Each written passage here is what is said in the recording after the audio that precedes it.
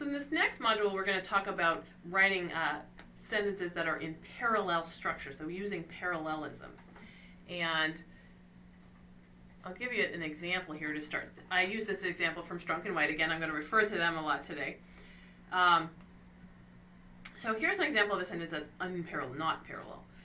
Locust denuded fields in Utah. Rural Iowa was washed away by torrents. And in Arizona, the cotton was shriveled by the placing heat. Notice that's unparalleled because all of those items in the list are written in different forms, different structures. So we get locust denuded, that's subject verb, and then we get rural Iowa was washed away by torrents, that's in the passive voice, and then in Arizona, which is a preposition. So you can see that we end up, these all don't match. So we want, when we're doing a list like this, we want those things to match. So to make this match, you want to put them probably all in subject verb form. So you could write in parallel form, locust denuded fields in Utah, torrents washed away rural Iowa, and blazing heat shriveled Arizona's cotton. So we get subject verb, locust denuded, subject verb, torrents washed away, and subject verb, blazing heat shriveled. So that's now in parallel form. Here's an example of, basically when you want to write in parallel form, you have to make a choice of what those structure of those items in the list are going to be, and you got to make a choice and stick to it. So here's an example of a sentence that's nicely in parallel structure. I pulled this from a recent article I was reading on the Mars rover Curiosity. So it says, NASA's intrepid Mars rover Curiosity has been through a lot in the past year.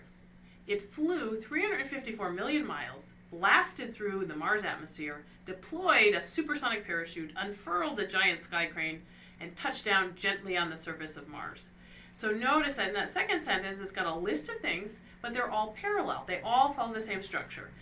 We've got subject, verb, subject, verb, subject, verb. It flew, it blasted, it deployed, it unfurled, it touched down gently. And I like this example, I want to point out to you the really nice verbs that are in this sentence. It flew, it blasted, it deployed, it unfurled, it touched down gently. Right, so those are really nice verbs, nicely done in parallel form. So pairs of ideas, lists of things, and pairs of ideas that are joined by and, or but need to be written in parallel form. So here's an example. The velocity decreased by 50%, but the pressure decreased by only 10%. So we've got subject verb, subject verb. So those have to be written in the same form. Subject verb, but subject verb. Like structure like that. And if you want to read more about this, I'll refer you, especially those of you in the biomedical sciences, to a really good book on scientific writing by Mimi Zeiger called The Essentials of Writing Biomedical Papers. She gives some examples like this of pairs of ideas joined by and, or but that need to be in parallel form. And this is a really nice reference. If you've got time to do some extra reading, it's quite a bit longer than Strunk and White, but has some really good information, and I'll be referring to some material from her book throughout this course. Here's another example of pairs of ideas joined by and or but needing to be in parallel form. So you would say, we aim to increase the resolution and to improve picture quality. So notice we've got an and here connecting those two ideas, and they're both an infinitive phrase. So we get infinitive phrase and infinitive phrase. So you have to be careful when you've got pairs of ideas like that to make sure those are in parallel form. And of course, when you're writing lists, you want to make sure that those lists of ideas, or numbered lists of ideas even, should be written, those need to be in parallel form as well. And I'll just remind you here, as we talked about in the last module, or 2 modules ago, that if you're writing a list of examples or a list of ideas, and you're not exactly sure how many items to include in that list, default to the rule of 3s. You'll see that there are a lot of these examples I'm going to show you have indeed 3 items. So here's an example of something that's a list of items that is not in parallel form. If you want to be a good doctor, you must study hard, critically think about the medical literature, and you should be a good listener. You can hear that sounds funny when you read it out loud. You must critically think, you should. Right? We need to make these in parallel form. You could say you must study hard, critically think, and be a good listener, or something like that, but they all need to match. So we could change this to make it parallel to, if you want to be a good doctor, you must study hard, listen well, and think critically about the medical literature. I inverted the order a little bit there just so that since the think critically came with medical literature, we could put a little more at the end. But in this case, we've got imperative, imperative, imperative. You must study hard, you must listen well, and you must think critically.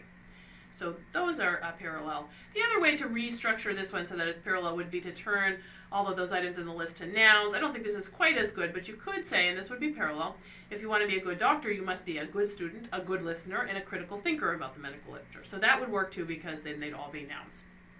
Of course, I always prefer verbs. Here's another example of something that's not parallel in a list of items. Now, this is a list of items that's numbered, but even when you've got numbered items, those have to be parallel as well. So it says this research follows 4 distinct phases. 1, establishing measurement instruments. 2, pattern measurement. 3, developing interventions. And 4, the dissemination of successful interventions. So notice we've got 2 that match and 2 others that match. We've got an establishing and a developing, those match, and a measurement and a dissemination, those match. So we want to make them all match. So probably the way to do that would be to turn them all into gerunds, that is ings words. So you would say, this research follows 4 distinct phases. 1, establishing measurement instruments. 2, measuring patterns. 3, developing interventions. And 4, disseminating successful interventions. So pay attention to this, especially when you're writing lists. This is something students often get wrong. You get kind of buried in the list and you lose your place. So you have to be really careful and go back and make sure everything is parallel.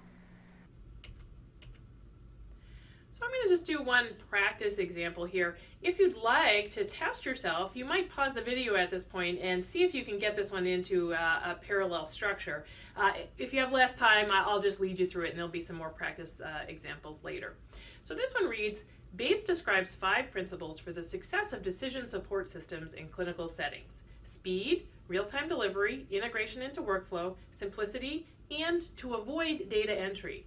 You can kind of hear the non-parallel structure there when you read that one out loud. That to avoid data entry is a sudden shift. You're going from nouns, speed, delivery, integration, simplicity, to suddenly an infinitive phrase, to avoid. So this one's actually fairly simple to fix. You just have to turn everything into nouns. So we would fix that one by just saying Bates describes 5 principles for the success of decision support systems in clinical settings: speed, real-time delivery, integration into workflow, simplicity, and the avoidance of data entry. We do have to add some extra words there to get that one into parallel form, but now it is correct and it reads in parallel form. The preceding program is copyrighted by the Board of Trustees of the Leland Stanford Junior University. Please visit us at med.stanford.edu.